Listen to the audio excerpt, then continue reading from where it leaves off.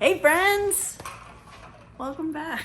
I just scared my husband.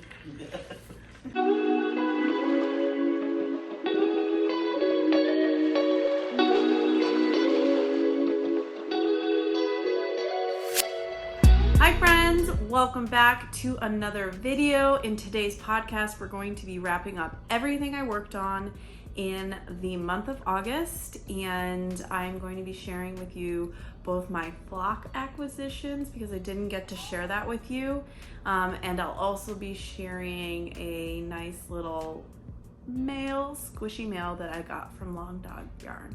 So grab your coffee or your tea and grab a project, and let's get into today's episode.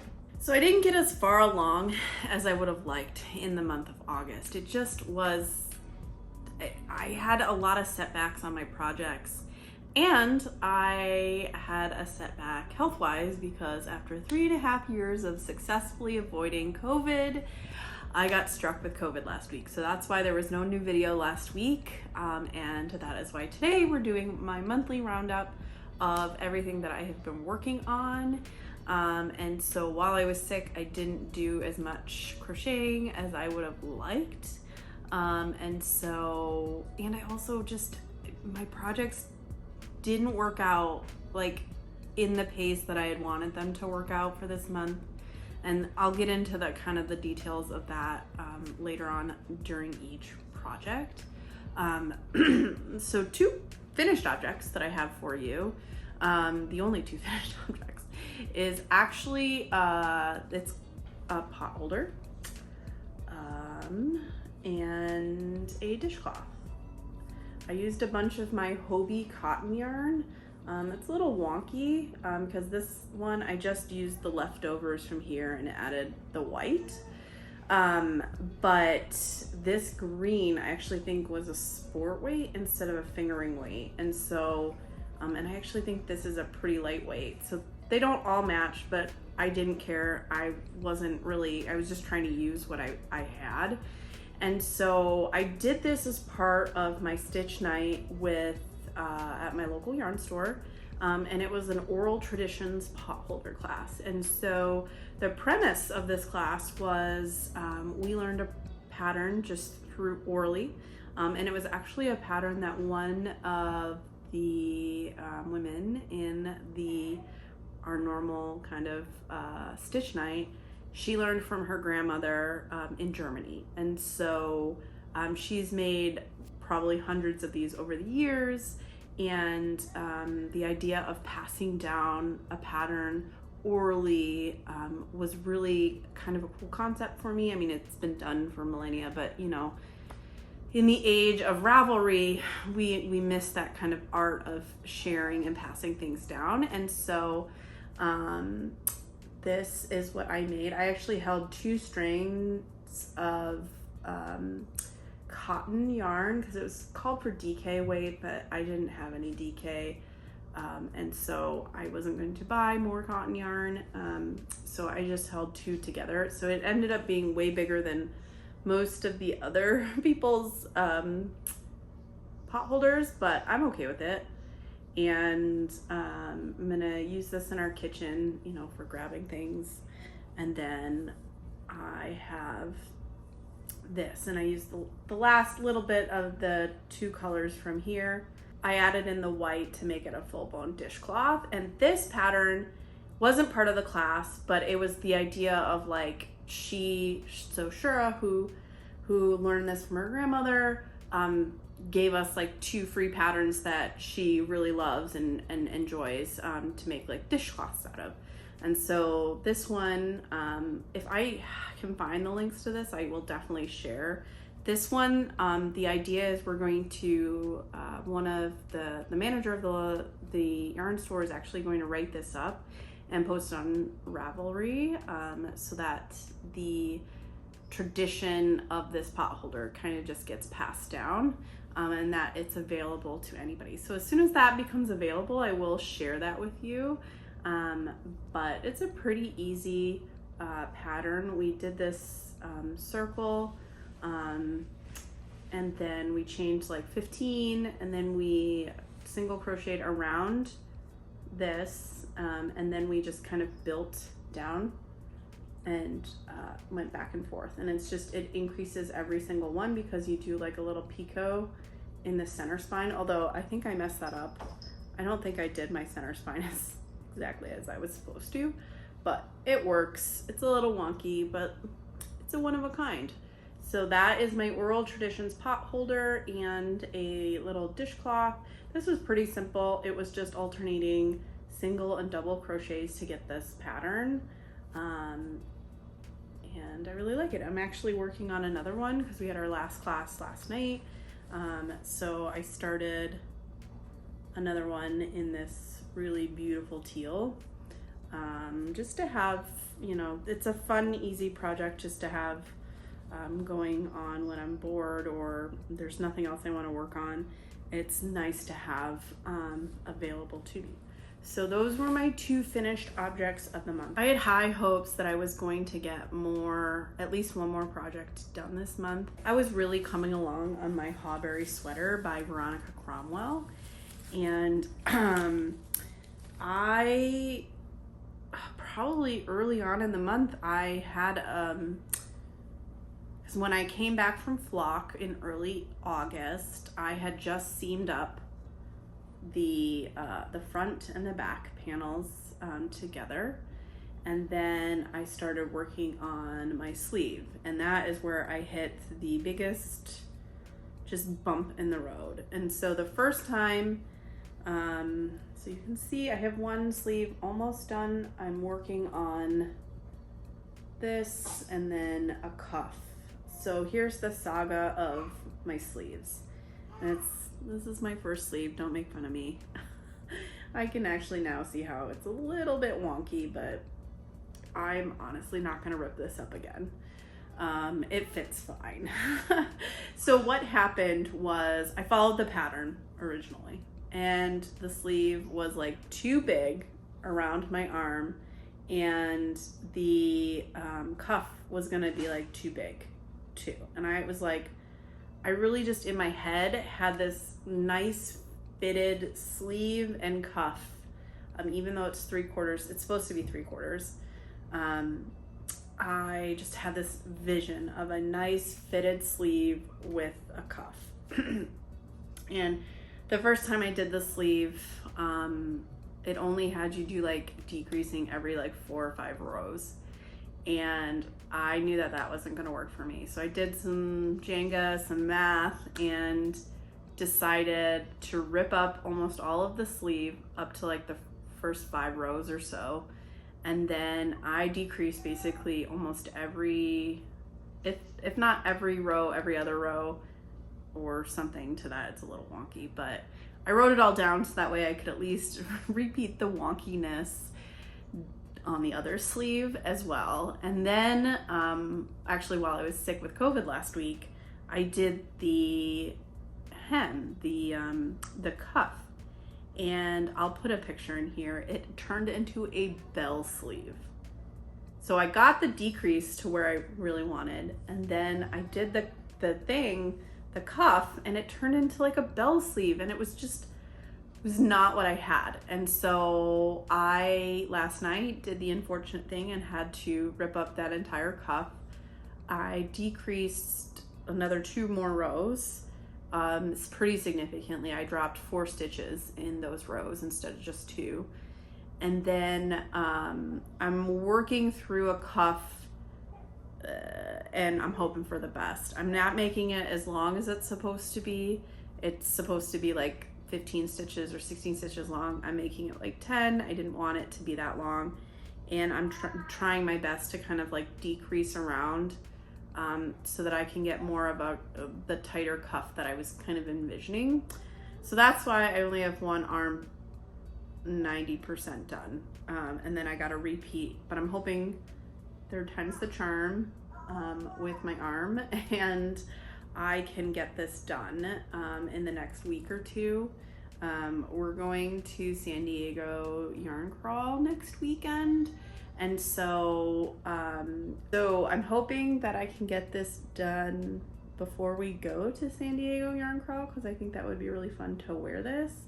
but it's also been 100 degrees. So who really wants to wear this kind of sweater in 100 degrees? And if you hear my baby in the background, just don't mind her. She's just having fun in her room. So this is my Hawberry sweater. The arm does, like, this pattern does work up pretty fast. Like, it's actually just the cuff that is the slowest part of this whole thing, this whole process. So it doesn't look the best flat. Like, it looks kind of wonky because I decreased pretty significantly here, and but it fits just fine. It's not, you know, through all of this, what I'm doing is I'm learning lessons for final, you know, future garments, and my future garments are going to be thankful that I did what I did today by pulling things up and learning from my mistakes. I also don't know if I shared, and I'll do a full recap of this sweater in hopefully September sometime or October when I complete it, just to kind of walk you through everything I did for this sweater, because I also took out some length because I am short, so I decided to take out a couple of rows to make it shorter. So this is the Hawberry sweater from Veronika Cromwell with just one arm left to go. So that is my first work in progress that I was hoping to get completed for this month, but alas, it did not happen. Second major whip on my hooks right now is the Lyn Tank by Courtney Clark. I love Tinderbox. And this pattern, I started in early August, but I ended up ripping up a bunch of it because the first triangle that I did, so this is where I'm at. I just joined the sides together, although I think I might have to pull that out and kind of redo because it's not doing things the way I would like to do it. So I might have to pull that out and rejoin because I kind of messed up on one of the original instructions when you're supposed to join the two kind of triangle halves together. So the first triangle, I don't know if this is the one, but this triangle took me probably 3 times that I did this part and had to rip back, start all over, start again. And I think by the 3rd time I finally got it. And I then, it was pretty easy once I got it to get the second triangle. I had some difficulty in the joining, but I eventually got there of the first 2 triangles, joining the first 2 triangles together. And then I still don't have the correct stitch count right here. I'm too shy. I reached out to her to ask her because I was like, I was right the row before and I followed the pattern in terms of the increase of what I was supposed to do for that next row. And in my math, I'm supposed to be at 111, but she says it's supposed to be 113 in the pattern. She didn't have a definitive answer for me because it had been a long time since she'd done it, and really the only way for her to double check is to like make another sample, which obviously she can't do. So I'm just going with it, knowing that I'll be 2 inches shy, or not 2 inches, 2 stitches shy on the front and the back because I ended up with the same count. So I know I did it at least the same way around for my size. I'm making size 4 in this, and it's a tank top. And I mean, this is the pattern, like, look at that detail. This is what's really attracted me to this pattern. I'm hoping it fits. I did the one for my size for a more tight form fitting thing, and I know that it'll look better once I've blocked it, but it's like, honestly, I was a little, once I got everything together, I was a little scared that like this isn't gonna fit me. So because I've done quite a bit of work for this, and so for this to then not fit me, I would just be really, really angry. And I swatched and I did a gauge swatch.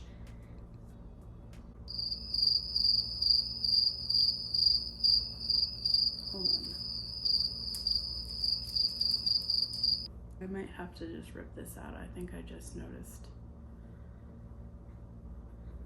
a mistake where my thing is a little twisted. So, well, it's a good thing I'm going back at this point. I might have connected the sides wrong. I don't know. I have to go back and fix this. But yeah, so once I get this fixed, I will then be able to kind of fade out this pattern. And then it's just like basically double crochet in the round. And so I'm hoping to finish this by the end of September, because in Southern California, I'm still wearing tank tops in September. You're still wearing tank tops in November and sometimes December. So, I understand that it's not quite tank top weather for everybody else across the country, but here in Southern California, it is definitely still tank top weather in September and October. So I have to just figure out kind of a few things before I go any further. And then, like I said, I'm probably gonna have to rip out this attachment again and then just double check that things are aligned on my end, because now I'm like not really sure why they're not aligning. And then I hopefully will be good to go. It's just one of these projects that I have to not be doing anything else when I'm working on it, because it gets really frustrating when I'm like, oh shoot, what increase am I on? Or especially now that it's like the whole project in the round, and not just like say one triangle or even one half. I just have to be a lot more diligent in working on this in a more kind of quiet environment, not watching TV or listening to a podcast or anything like that. So this is my Lyn Tank from Courtney Clark, I Love Tinderbox.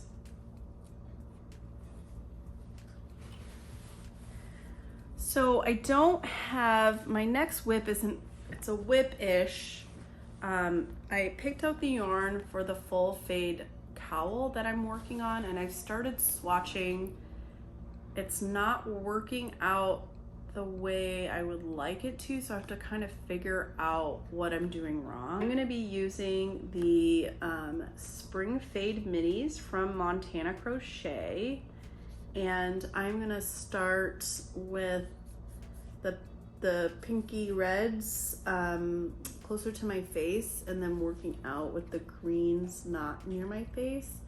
Originally I was gonna start this way and go towards the pinks and the reds, but with my skin tone, I don't think green really looks great next to my skin tone, so that's kind of why I chose to go pink to green. I started doing some swatches in the round for Tunisian crochet. I'm not sure what I'm doing wrong, but this is the first time I'm doing Tunisian crochet in the round. And so I think the problem is because normally at the end of a Tunisian crochet row, you chain one, and yeah, you chain one and you go through one, right? So chain one to increase the row height. And I think that that's the problem, because it's not coming out. It's kind of looking smushed. It's not looking like a flat fabric. So I have not been able to I really want to get one other project off my hook. That's why I'm hoping I finish my Hawberry Sweater soon, because this is due the 3rd week of October. So I really want to be able to devote much of September and early October to this. I know that once I get going and I figure it out and it's fine, that this project will be great, but that's just kind of the roadblock I'm in. So I did want to share though that I'm going to be using the spring fade minis from Montana Crochet. So that's going to get a bunch of minis out of my project bag, or out of my stash. So that's always good. Now that I just noticed, I'm going to put this aside because I just noticed one of the acquisitions I wanted to share with you. Yeah. And then I have my graveyard item. The first project that I'm gonna be pulling out of my graveyard, that you saw my graveyard video, and the ones that I'm gonna keep. I'm rotating one project in at a time. So I'm gonna be finishing this sweater. I just have to, I'm gonna rip back a couple of rows because I put in these and I don't even know what I did. Why? It's honestly, I don't know. I'm gonna rip back a couple of rows, see if it's worth salvaging. Because I have to also find out what hook I was using for this. So I have to do some swatching and see. It was probably like a 10, and a 9 or a 10, maybe even a 12. For this, and it's a little wonky, I've just noticed, so I just have to figure out a few things, and then I'm just gonna this is the project I'm gonna be working on when I work on a TV project, and I'm gonna go from there. So this is my graveyard item that I'm gonna be working on this month. I didn't actually end up getting one finished for August, so I'm really gonna try to ramp up possibly 2 for September, realizing I have a lot on my plate, and I'm getting a little bit of cast on FOMO right now. I really want to cast on another project, but I know I have a lot of projects already, and this is why I have a WIP graveyard and why I need to really just finish something. And so I'm doing my best not to cast on a new project, and really focus on what's already on my hook and really try to get it done. It's just frustrating because even with say my Hawberry Sweater, I had to put it away for a couple days because I was really angry that I just would have to rip up all the work that I just did, and it's just something that I just have to process for a few days, work on another project. That's how I got so far along on my Lyn Tank, is because I put the Hawberry Sweater down for a while. Hi, Grizzly. For the month of August, I want to go through some of the acquisitions that I got.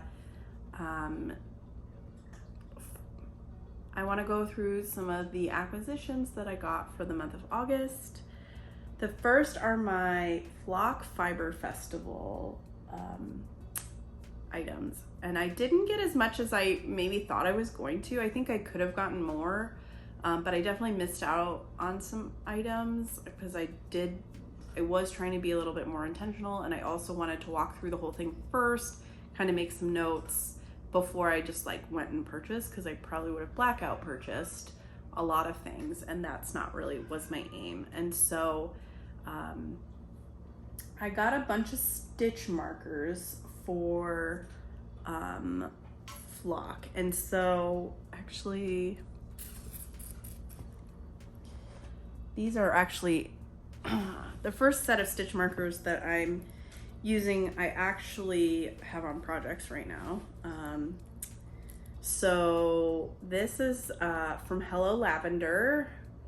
This is a Flock stitch marker, and then it came with 2 corresponding little flower ones. There's that pink one or yellow one, and then over here I have a little pink one hopefully you can see them. And then I also have, let me put all those, so that was my stitch markers from Hello Lavender. I have one or two others from her that I gotten from Hawberry Fiber, and I honestly could have bought more, but I really wanted to be responsible because handmade stitch markers are not cheap. The next item I got was this gorgeous little stitch marker from Denim Rain. This little sheep stitch marker. Her stuff was really cute. I would have gotten more stitch markers, but I was trying to be responsible. And then I got this cute little Seattle themed stitch marker set from Fangirl Fibers.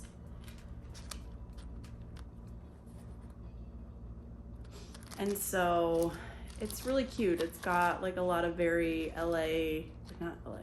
very Seattle type stitch markers in terms of like the little coffee cup for Starbucks, Pike's Market, Ferris wheel, mountain range. So it's very cute.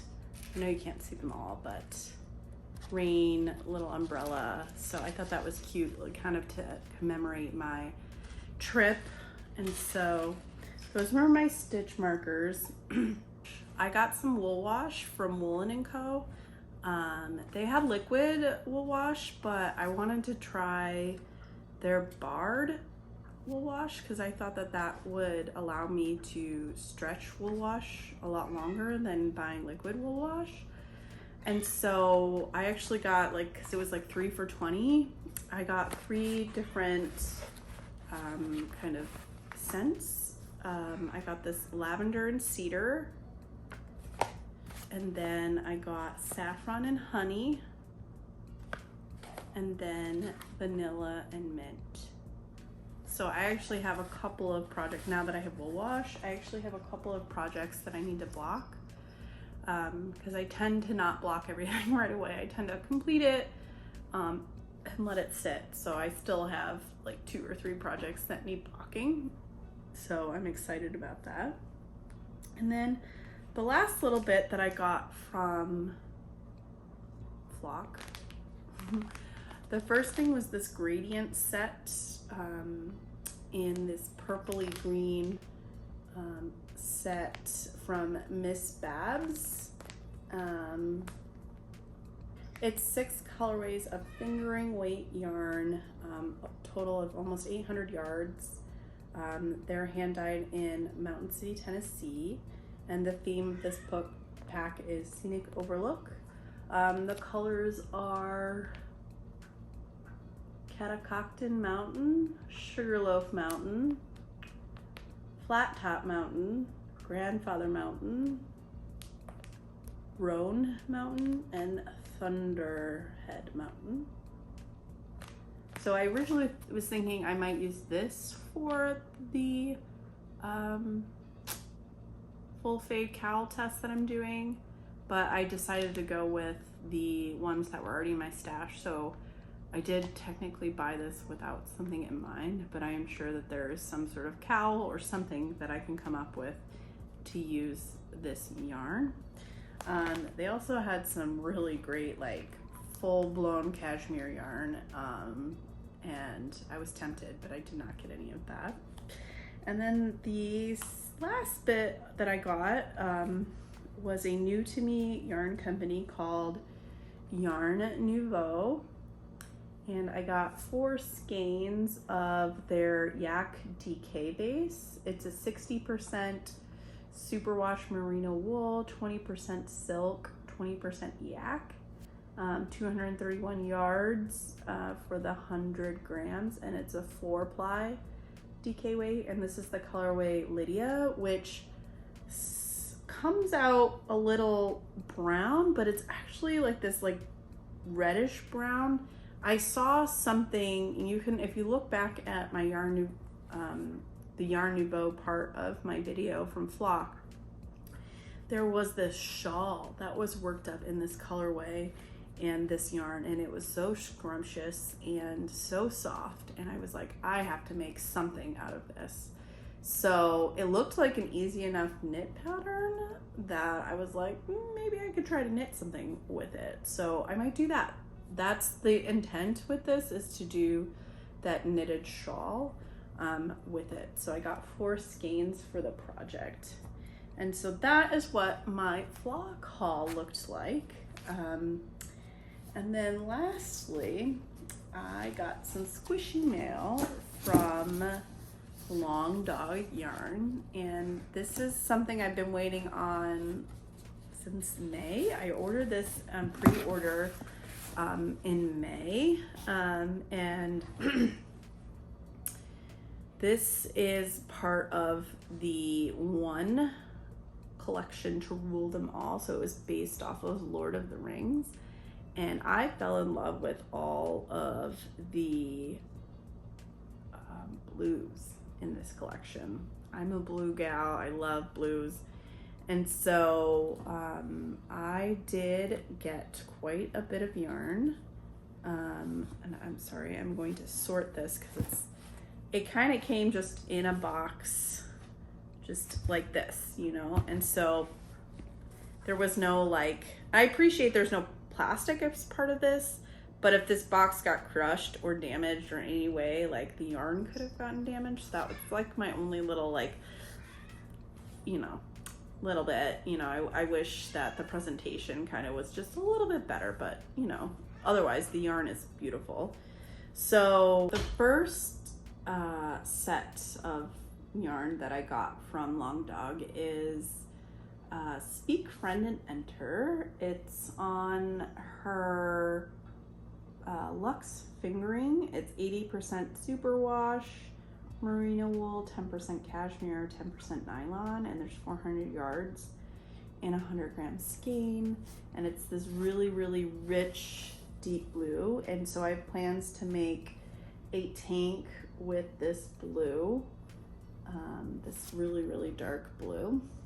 It's on my Ravelry queue. And then I got a fade kind of set, although I might not use this one, so, but I got 4 additional skeins of the Luxe Fingering in various colorways. So this one is Battle of Helm's Deep, which is a little bit lighter than Speak, Friend, and Enter. It has more of like blues and greens in it. And then this is the colorway Pippin. It's a beautiful teal green. This is the colorway Frodo. And then this is the colorway the White Wizard. And so I thought that those 4 I could do some sort of project with. At the time, I didn't have that you must buy yarn with a project in mind, but I bought those with the idea that they would work on, you know, on something together, like maybe a shawl or something. And then lastly, I got 4 skeins of the colorway The Battle of Helm's Deep in her 100% merino, superwash merino DK. And again, I wanted to try a new base to me because most of the stuff that I do is on fingering weight. So there's 250 yards in this 115-gram skein. And so I do have plans. I think this one is also a tank top. But I did do my best. At least the bulk of it has a project tied to it. So again, it's this beautiful blue-green on her merino DK. So my baby is laughing in the background. So that is 12 new skeins going into my yarn library, along with my Flock haul. So I'm glad I didn't get as much as I could have at Flock.